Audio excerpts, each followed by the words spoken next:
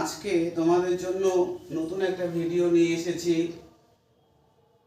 Class 12 fourth semester chapter 1 অর্থাৎ প্রথম অধ্যায় থেকে ওয়েস্টার্ন লজিক সত্তাপেক্ষক বা অপেক্ষক এই চ্যাপ্টার থেকে 2026 তোমাদের যে 2 মার্কস এবং 3 মার্কসের যে কোশ্চেনগুলো রয়েছে সেই কোশ্চেনগুলো তোমাদের 100% কমন আসবে পরীক্ষাতে। তোমরা ফলো করো, এই কোশ্চেনগুলো আমি তোমাদেরকে দিচ্ছি। তাহলে কোশ্চেনগুলো আলোচনা করা যাচ্ছে, আর দেরি না করে আমি শুরু করে দিচ্ছি। প্রথম কোশ্চেন তোমরা লিখে নাও, এই কোশ্চেনগুলো তোমাদের 100% কমন পরীক্ষায় আসবে। প্রথম কোশ্চেন হচ্ছে ধ্রুবক কাকে বলে? ধ্রুবক কাকে বলে? এই কোশ্চেনটা আবার অন্যভাবে লেখা যায় সত্তাপেক্ষক যোজক।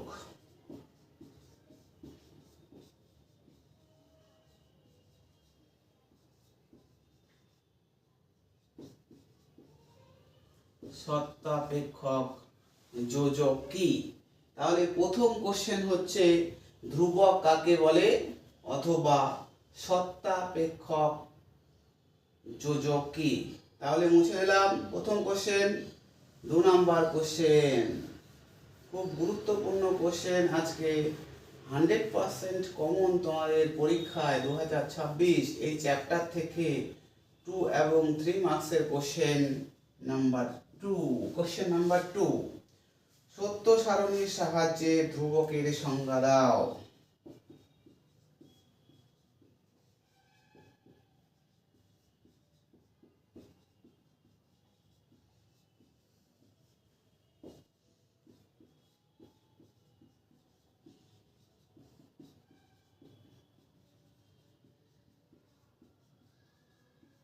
তাহলে 2 নাম্বার কোশ্চেন নাম্বার 2, সত্য সারণীর সাহায্যে ধ্রুবকের সংজ্ঞা দাও।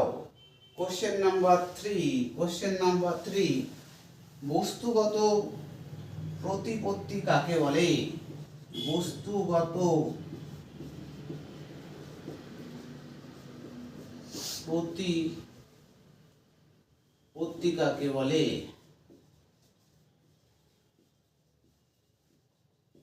কোশ্চেন নাম্বার 3, বস্তুগত প্রতিপত্তি কাকে বলে? কোশ্চেন নাম্বার 4 হচ্ছে যৌক্তিক প্রতিপত্তি কাকে বলে?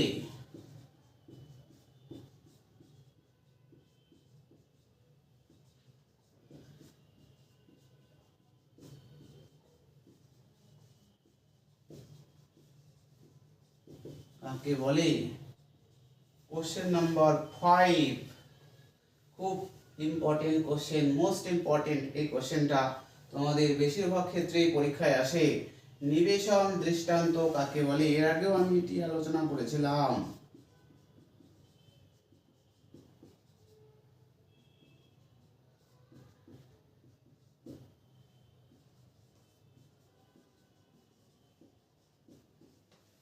নিবেশন দৃষ্টান্ত কাকে বলে? কোশ্চেন নাম্বার 5, নিবেশন দৃষ্টান্ত কাকে বলে?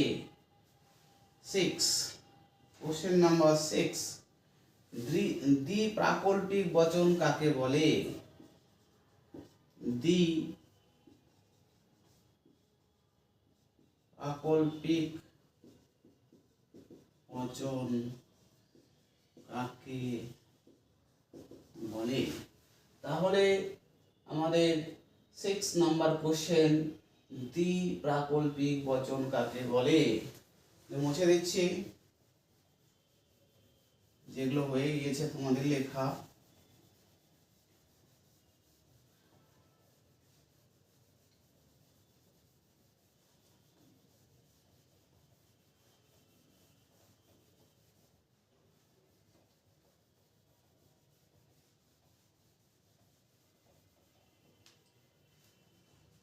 কোশ্চেন নাম্বার 7 যেটা রয়েছে, সংশ্লেষণমূলক বচন কাকে বলে?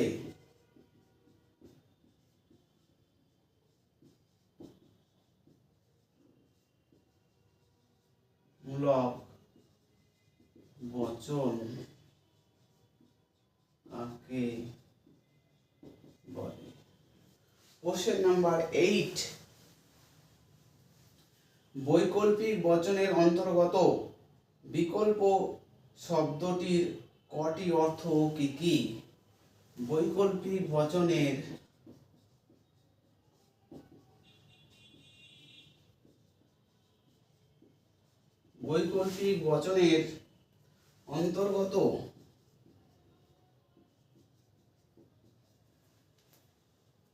অন্তর্গত বিকল্প শব্দটির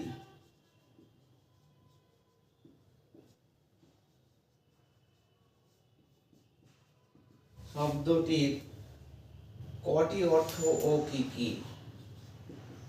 কয়টি অর্থ ও কি?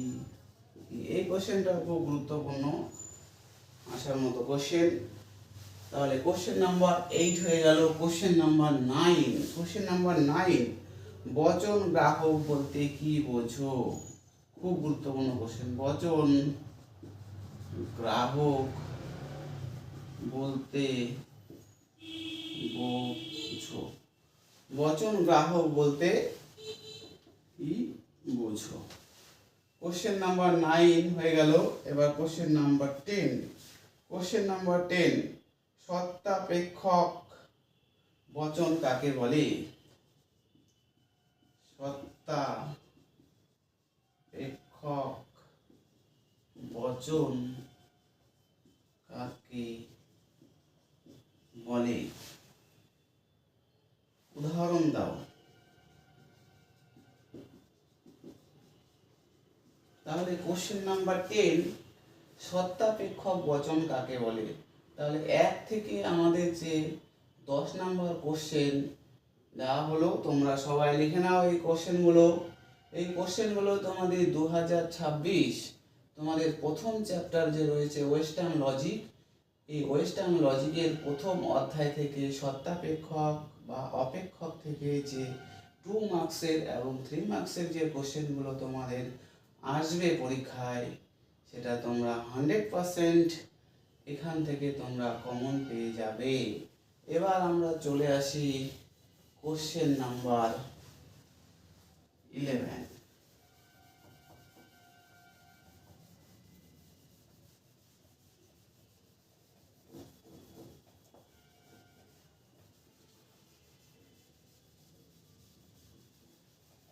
কোশ্চেন নাম্বার 11, বচন ও বচন আকারের মধ্যে পার্থক্য লেখো। বচন বচনাকারের মধ্যে পার্থক্য লিখো। কোশ্চেন নাম্বার 12, নিষেধক বচন কাকে বলে?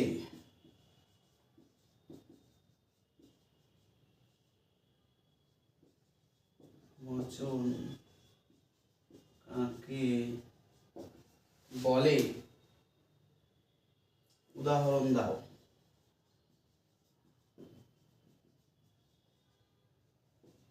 কোশ্চেন নাম্বার 13, কোন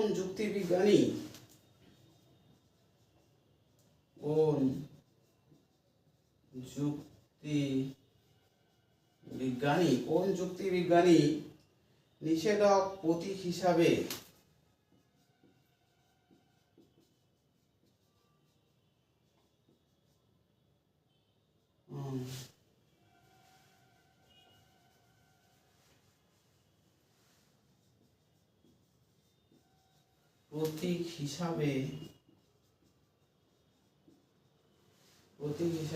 এই যে নেগেশন চিহ্নটা প্রতীক হিসাবে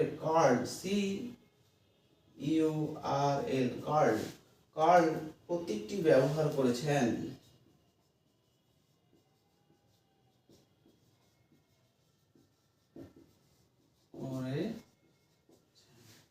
তাহলে কোন যুক্তিবিজ্ঞানী নিষেধক প্রতীক হিসাবে নেগেশন আর সব প্রতীকটি ব্যবহার করেছেন। Question number 14। কোশ্চেন নাম্বার 14, কোন প্রতীক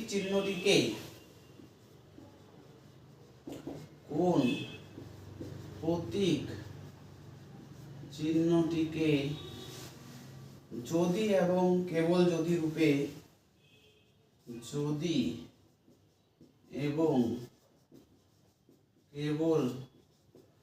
যদি রূপে ব্যক্ত করা হয়। Question number 15। দ্বিপ্রাকল্পিক বচনের উদাহরণ দাও।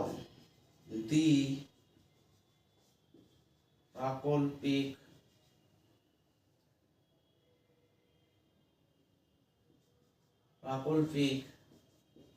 বচনের উদাহরণ দাও। কোশ্চেন নাম্বার 16, আণবিক বচন কাকে বলে? আণবিক বচন কাকে বলে? উদাহরণ দাও। তাহলে কোশ্চেন নাম্বার আমাদের 16 যেটা রয়েছে, আণবিক বচন কাকে বলে, উদাহরণ দাও। আর কিছু কোশ্চেন রয়েছে, এই কোশ্চেনগুলো তোমাদের খুব গুরুত্বপূর্ণ, 2026-এ তোমাদের পরীক্ষায় আসবে। তোমরা কোশ্চেনগুলো লিখে নাও।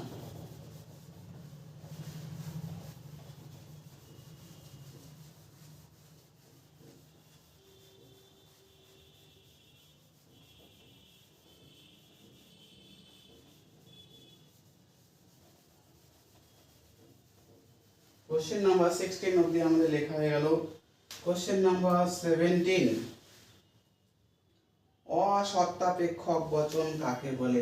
অসত্তাপেক্ষক বচন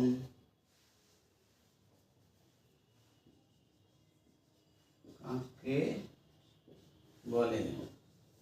কোশ্চেন নাম্বার 18, অথবা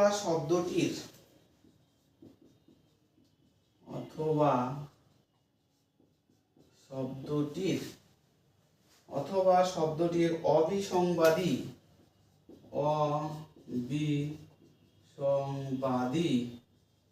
এবং বিসংবাদী অর্থ কি?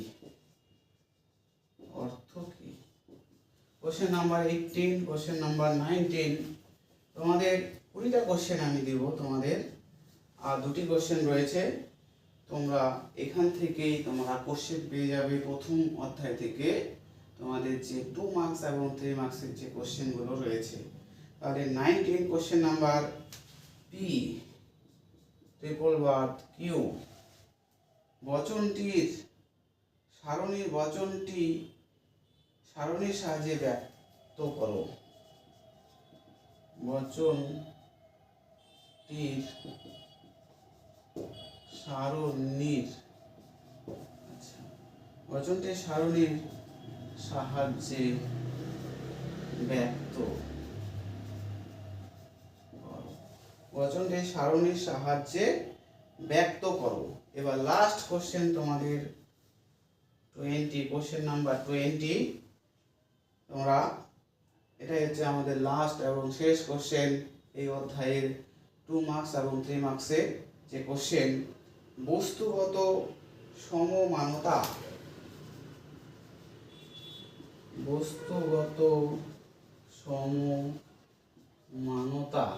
এবং যৌক্তিক সমমানতা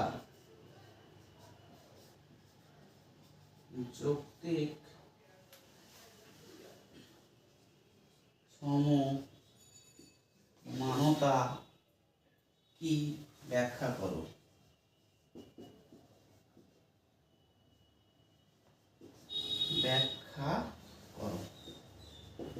আচ্ছা, এবার তোমাদেরকে তোমাদের এই প্রথম অধ্যায় থেকে 1 থেকে 20টা কোশ্চেন তোমাদের এই অধ্যায় থেকে দেওয়া হলো। তোমরা এই কোশ্চেনগুলো করে নাও ভালো করে, এবং কোথাও বুঝতে অসুবিধা হয় তাহলে তোমরা আমাকে বলবে, কমেন্ট করবে, এবং সেখানে আমি অবশ্যই তোমাদের সেই বিষয়ে আমি হেল্প করব। তোমাদের পরীক্ষা সবার ভালো হোক এই কামনা করছি। তাহলে আজকের আলোচনা আমরা এখানেই শেষ করছি। 2026 তোমরা যে পরীক্ষা দিতে যাচ্ছ 12 4th সেমিস্টার, সেখানে তোমাদের প্রথম অধ্যায়ের কোশ্চেনগুলো আজকে আমি আলোচনা করলাম। তোমরা অবশ্যই এই কোশ্চেনগুলো পড়ো ভালো করে, ঠিক আছে? তাহলে আজকে এখানে আমরা আমাদের এই অধ্যায়ের যে 2 মার্কস এবং 3 মার্কসের কোশ্চেন আমরা এখানেই শেষ করছি। সবাই ভালো থাকবে, সুস্থ থাকবে।